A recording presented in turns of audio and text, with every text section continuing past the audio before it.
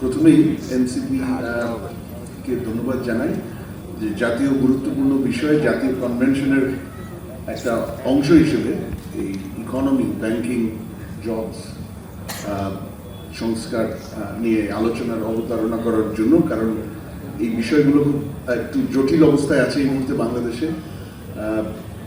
Even যদি স্বাভাবিক অবস্থায় থাকতো, ডায়ালগ উন্নয়নশীল দেশে খুব গুরুত্বপূর্ণ পলিসি পুশের জন্য।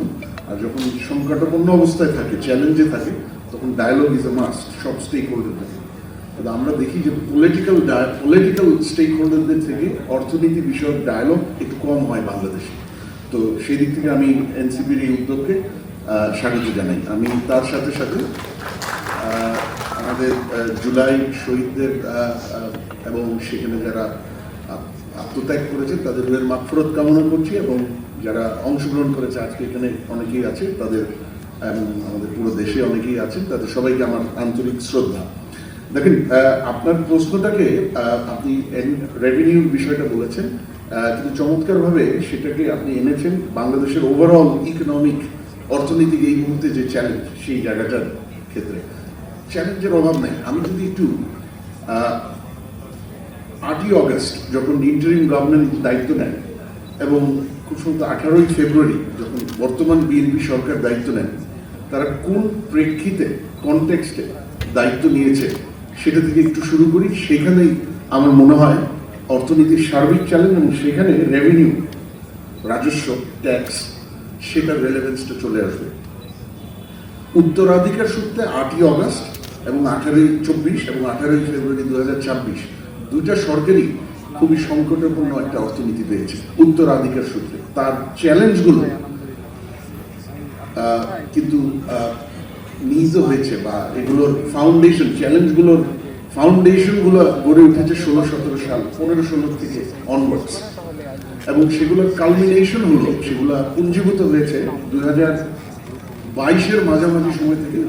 প্রথমবারের মতো বাংলাদেশ স্বাধীনতা পরবর্তী অবস্থায় ম্যাক্রো ইকোনমিক ক্রাইসিস বা চ্যালেঞ্জে ঢুকে গেল, সামষ্টিক অর্থনীতির চ্যালেঞ্জ। আপনি ব্যালেন্স অফ পেমেন্টের সমস্যা, ইম্পোর্ট করা যাচ্ছে না, এক্সচেঞ্জ রেটে 40% টাকার মান পড়ে গেল, ইনফ্লেশন 13-14% খাতা কলমে, অ্যাকচুয়ালি মার্কেটে ছিল আরো অনেক বেশি, কারণ রিপোর্ট হতো না ঠিক মতো, আপনারা জানেন। তার সাথে সাথে বিনিয়োগ স্লো ডাউন করা শুরু করলো। আর পুঞ্জীভূত সমস্যা ছিল ব্যাংকিং এবং এনার্জি সেক্টরে। এনার্জি বোধহয় আলাদা সেশন আছে, আমি সেই কারণে খুব বেশি যাব না। এগুলো সব কিছু মিলে 8ই ফেব্রুয়ারি যখন দায়িত্ব নিচ্ছেন ইন্টারিম গভর্নমেন্ট, বা তখন একটা সামষ্টিক অর্থনীতি, সংকটাপন্ন অর্থনীতির ভিত্তি, সেটাই একেবারে ভেঙে পড়ছে এরকম উত্তরাধিকার সূত্রের অর্থনীতি। আমরা তারপরে 8ই অগস্ট 2024-এর পরে কিছু উন্নতি দেখেছি, বিশেষ করে চুরি, লুটপাট, সেটা রাতারাতি ব্যাংকিং এবং এনার্জিতে বন্ধ হয়ে গেছে। এটা ভালো জিনিস ছিল। সরকারি কার্যক্রমে কি, যেটা ধরেন প্রজেক্টস বা সরকারি ব্যয় ব্যবস্থাপনায় পুরোপুরি চুরি বন্ধ হয়েছে নাকি এটা গ্যারান্টি দেওয়া যাচ্ছে না, কিন্তু অ্যাটলিস্ট এনার্জি আর ব্যাংকিং এ মোটামুটি বন্ধ হয়েছে। আর ফরেন এক্সচেঞ্জ, ব্যালেন্স অফ পেমেন্টে কিছু স্থিতিশীলতা এসছে। এটা প্রতিদিন ভেঙে পড়ছিল 5ই অগস্ট পর্যন্ত, 4ই অগস্ট পর্যন্ত স্থিতিশীলতা এসছে, এটাও একটা ভালো দিক। কিন্তু এর বাইরে বিনিয়োগ, বাণিজ্য, যেখানে কর্মসংস্থানের যে বিষয়টা সম্পূর্ণভাবে আসবে বেসরকারি খাত বিনিয়োগ এবং আন্তর্জাতিক বাণিজ্য, যেটা বিনিয়োগকে সহায়তা করবে, সেখান থেকে সেই জায়গাটা স্থবির হয়ে গেছে। কিন্তু সেই জায়গাটা এসে আমি একটু বলি যে ইকোনমিক ক্রাইসিস যে চ্যালেঞ্জটা এই মুহূর্তে, এটাকে আপনি একটা 4x1 ডাইমেনশন দিয়ে ক্যাপচার করতে পারবেন। 4টা ডোমেস্টিক, একটা বিদেশি, গ্লোবাল ইস্যু। 4টা ডোমেস্টিক, একটা হলো অর্থনীতির যে চালিকা শক্তি, যেখান থেকে কর্মসংস্থান এবং প্রসপারিটি আসে, সেগুলো বিনিয়োগ, বাণিজ্য, স্মল বিজনেস, এগুলো একেবারে স্থবির। আজকে প্রায় 22 সালের মাঝামাঝি থেকে শুরু, কিন্তু আসলে 18 মাস যে ইন্টারিম গভর্নমেন্টের সময় অনেক ভালো কাজ হয়েছে, কিন্তু তার সাথে সাথে এই জায়গাগুলো স্থবির হয়েছে, এটাও সত্যি। কারণ অর্থনৈতিক সংস্কারের অভাব ছিল ওই সময়টা, গত 18 মাসটা। দ্বিতীয় হলো অর্থনৈতিক সুশাসন ভেঙে পড়েছিল 5ই অগস্টের আগে সম্পূর্ণভাবে। সেটা ব্যাংকের লুটপাট বলেন, এনার্জিকে কেন্দ্র করে, জ্বালানিকে কেন্দ্র করে যে ক্রনিক ক্যাপিটালিজম বা অলিগার্কিক অবস্থা এবং সরকারি ব্যয় ব্যবস্থাপনা বা প্রকল্প ব্যবস্থাপনা সেখানের যে বিশৃঙ্খলা, সেখান থেকে যে লুটপাট, এই পুরো জিনিসটাকে কেন্দ্র করে অর্থনৈতিক সুশাসন এখনো ভঙ্গুর অবস্থায় আছে। লুটপাটটা বন্ধ হয়েছে দুইটা জায়গায়, এনার্জি, ব্যাংকিং, কিন্তু কোনো সব জায়গায় হয়নি।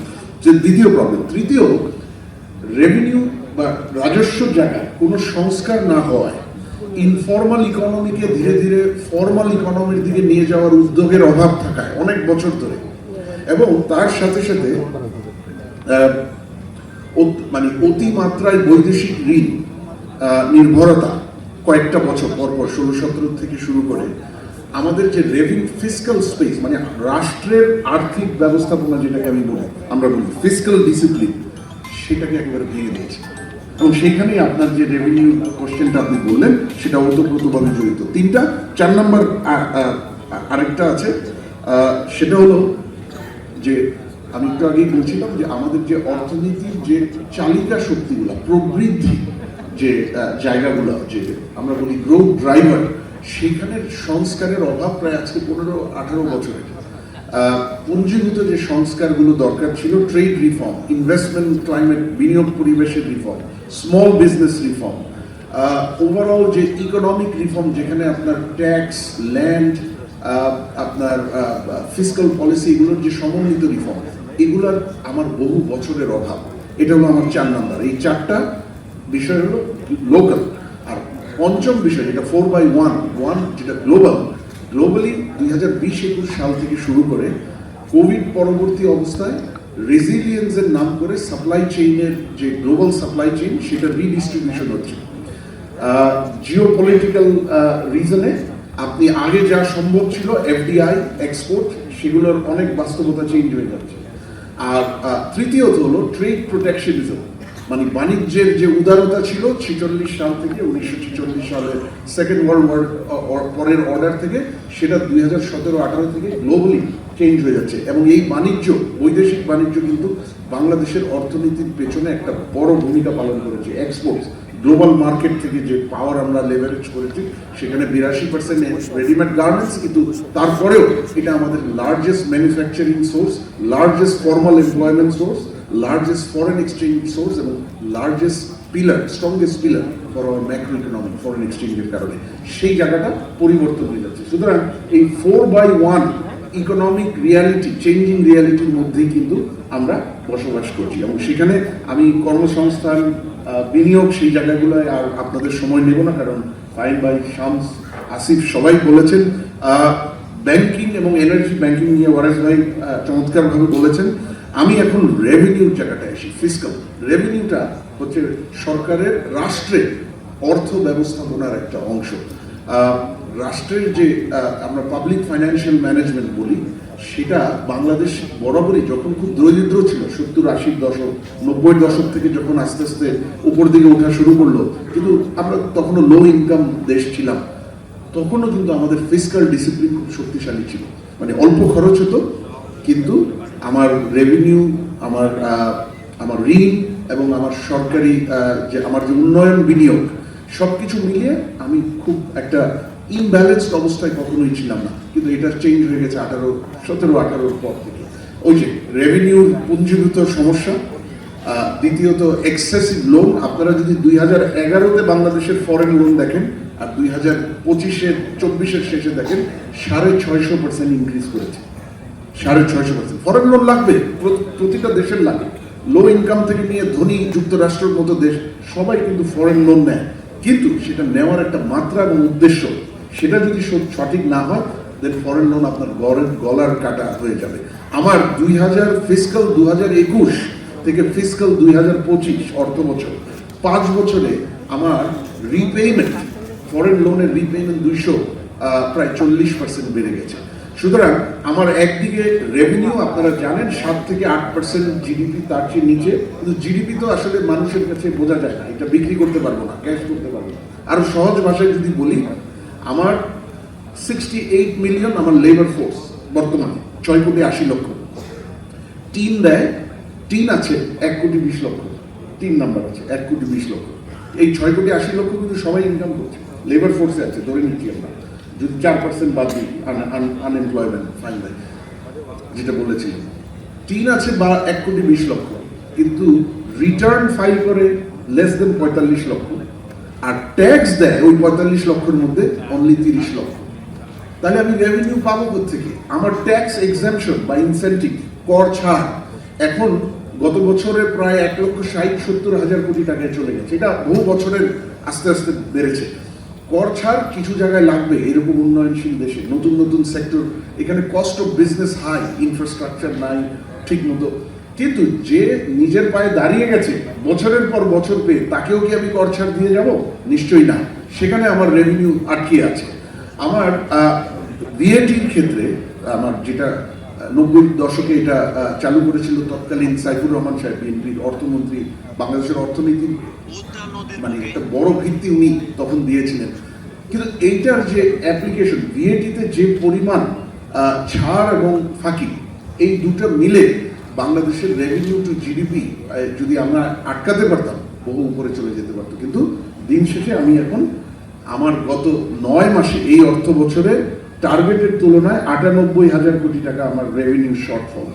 তাহলে বছর শেষে গিয়ে কত বড় এটা হতে যাচ্ছে আপনারা একটু চিন্তা করেন। রেভিনিউর এই অবস্থা, ডেটের কথা আমি আপনাকে বললাম, আবার ডেট টু জিডিপি রেশিও দেখে অনেকে বলে যে বাংলাদেশ তো 19% foreign debt to GDP, IMF world ব্যাংকের স্ট্যান্ডার্ডে আরো উপরে উঠে যাবে।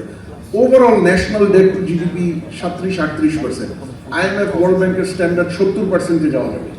জিডিপি তো আমি এনকেশ করতে পারবো না, লোনটা যখন ফেরত দিব জিডিপি ভাঙাতে পারবো? আমাকে টাকা দিতে হবে ডোমেস্টিক বরোইং একটা রেভিনিউ থেকে। রেভিনিউর কি অবস্থা আপনাদেরকে বললাম। আর ফরেন লোনের রিপেমেন্ট আমাকে করতে হবে এক্সপোর্ট এবং মূলত এক্সপোর্ট আর্নিংস থেকে, তার সাথে রেমিটেন্স কখনো কখনো আমাকে হেল্প করবে। সেই export earnings to debt repayment ratio 100%-এ উপনীত হতে যাচ্ছে আগামী 2-3 বছরের মধ্যে। মানে যা এক্সপোর্ট ইনকাম হবে, net value addition, export income থেকে নেট ভ্যালু এডিশন, তার প্রায় সমান সমান আমাদের না, আমার টোটাল যে এক্সপোর্ট ইনকাম হবে তার প্রায় সমান সমান আমার ফরেন লোনের কাছাকাছি জায়গায় আমার চলে যাচ্ছে। সুতরাং এই অবস্থায় আমি আমার যে ফিসকাল ডিসিপ্লিন, এটা অত্যন্ত নড়বড়ে, এবং ফিসকাল যদি ঠিক না হয়, রাষ্ট্র এবং সরকার তার নিজেকে পরিচালনা করার জন্য, যেটা রাষ্ট্রের জন্য, একটা জাতির জন্য গুরুত্বপূর্ণ, এবং একটা উন্নয়নশীল দেশের জন্য যে বিনিয়োগ করতে হয় রাষ্ট্রকে, অবকাঠামোতে, শিক্ষাতে, যেখানে আমার এই মুহূর্তে 2%-এর নিচে জিডিপির আমার বিনিয়োগ, স্বাস্থ্যে যেখানে আমার 0.7% জিডিপির এই মুহূর্তে বিনিয়োগ, ইনফ্রাস্ট্রাকচারে যেখানে আমার মেবি 3% এই মুহূর্তে আমার বিনিয়োগ, আমার মতো দেশে এটা দরকার 7-8%, এবং আমার মতো দেশের বাজেট জিডিপির 20%-এর সমান হওয়া উচিত। হিস্টোরিক্যালি গত 20 বছর ধরে এটা 13-14%-এর উপরে হয় না। তার মানে আমরা আমার রাষ্ট্রের সক্ষমতা, রাষ্ট্রের উন্নয়ন, জনগণের উন্নয়নের বিনিয়োগের জন্য যেখানে প্রয়োজন, আমরা পারছি না। সুতরাং এই পুরো জিনিসটাকে একেবারে শূন্য থেকে সংস্কার করতে হবে। রেভিনিউর সংস্কার অনেক আলাপ হয়েছে, কিছু কমিটি হয়েছে, কিন্তু কাজ আমরা এখন দেখছি না। আওয়ামী লীগের সময় তো হয়ই নাই, আনফর্চুনেটলি ইন্টারিম গভর্নমেন্টের সময় হয়নি। এই সরকার 2 মাস হয়েছে এসছে, মনে হয় কিছু উদ্যোগ নেওয়া যেত, তারপরেও হয়তো আমরা আরো কয়েকটা মাস, রেভিনিউ কমপ্লিকেটেড বিষয়, আরো কয়েকটা মাস হয়তো আমরা সুযোগ দিতে পারবো।